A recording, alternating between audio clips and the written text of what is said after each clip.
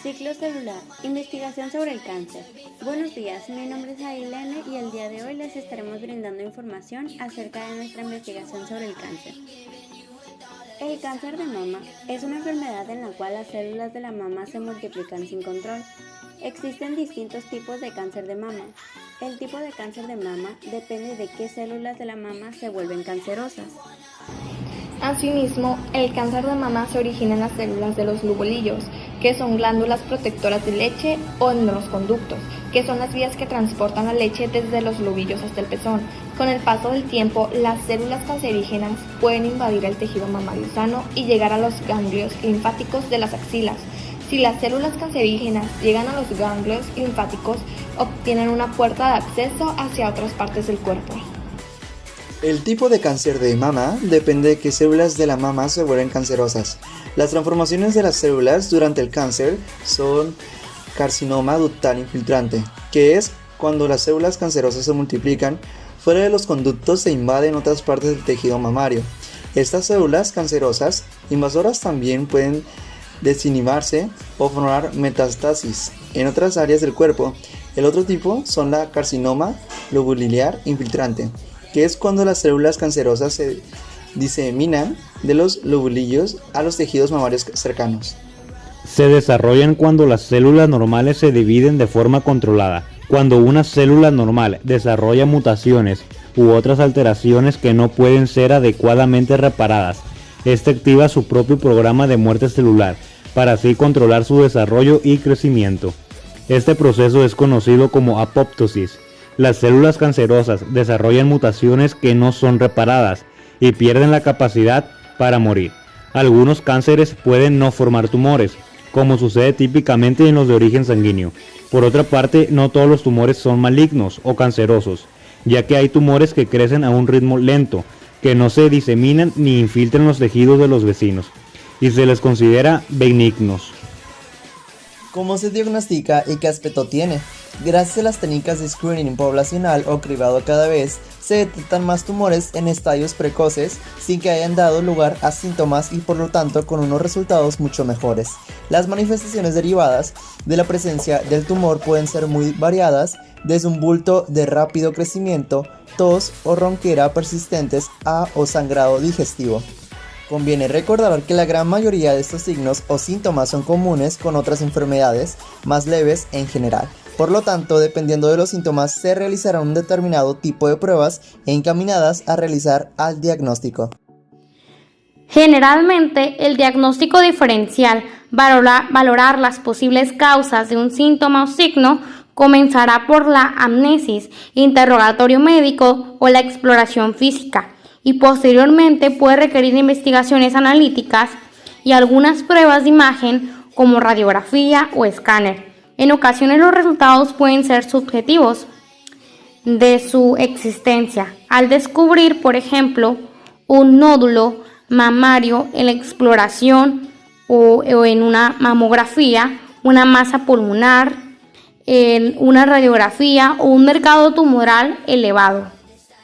Sin embargo, para un diagnóstico de certeza es imprescindible la confirmación histológica, que lleva a cabo el patólogo analizando el tumor a través del microscopio. Para ello, siempre deberá extraerse y analizarse una muestra del tejido tumoral, con procedimientos como la punción, aspiración o la biopsia.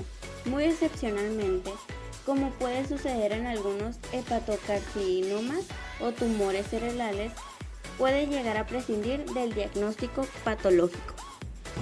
Ahora comenzaremos a hablar sobre los distintos tipos de cánceres. El tipo de cáncer se define, entre otras cosas, por el tejido u órgano en el que se ha originado. Así, por ejemplo, un cáncer de colon que dio lugar a la metástasis hepatíticas sigue denominándose cáncer de colon y no cáncer hepático. Sus tipos son carcinomas. Se trata de cánceres que se originan a partir de células epiteliales.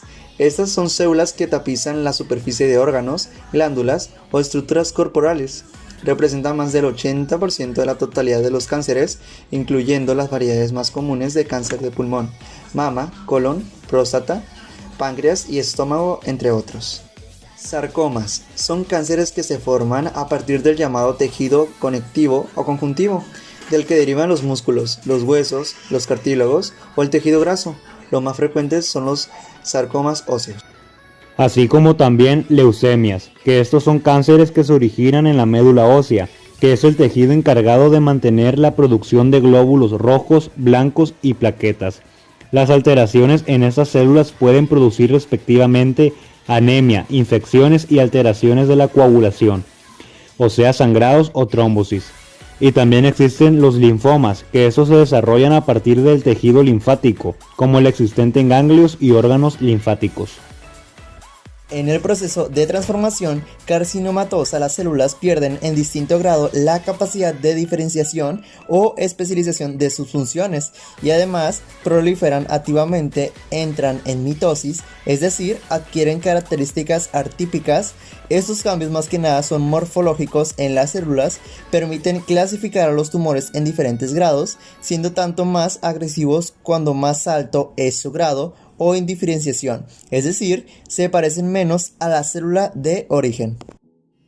Finalmente, el creciente desarrollo de las técnicas de biología molecular está permitiendo subclasificar con mucho más detalle los perfiles moleculares de cada tumor, así que a través de las técnicas como el Next Generation Sequencing se pueden estudiar las mutaciones genéticas más frecuentes del tumor o analizar las firmas genéticas del tumor. En algunos casos concretos, permite aplicar tratamientos dirigidos o entender mejor el beneficio de determinados tratamientos.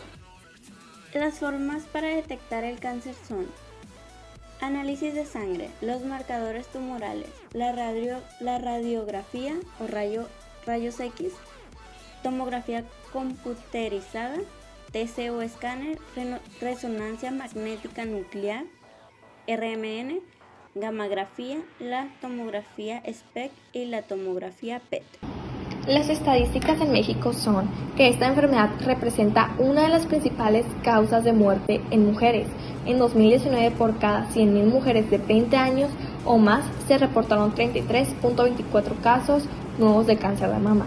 A nivel nacional, la tasa de mortalidad por cáncer de mama es de 17.19 defunciones por cada 100.000 mujeres de 20 años o más. La lista de abajo incluye los factores de riesgo de cáncer conocidos o sospechados que más se han estudiado, aunque algunos de esos factores de riesgo pueden evitarse. Otros, como el envejecimiento, no pueden evitarse. Al limitar la exposición a los factores de riesgo que pueden evitarse, se puede disminuir el riesgo de presentarse estos cánceres, como por ejemplo el alcohol, dieta, edad, gérmenes infecciosos, hormonas, inflamación crónica, inmunosupresión, luz solar, obesidad, radiación, sustancias en el ambiente que causan cáncer y también el tabaco.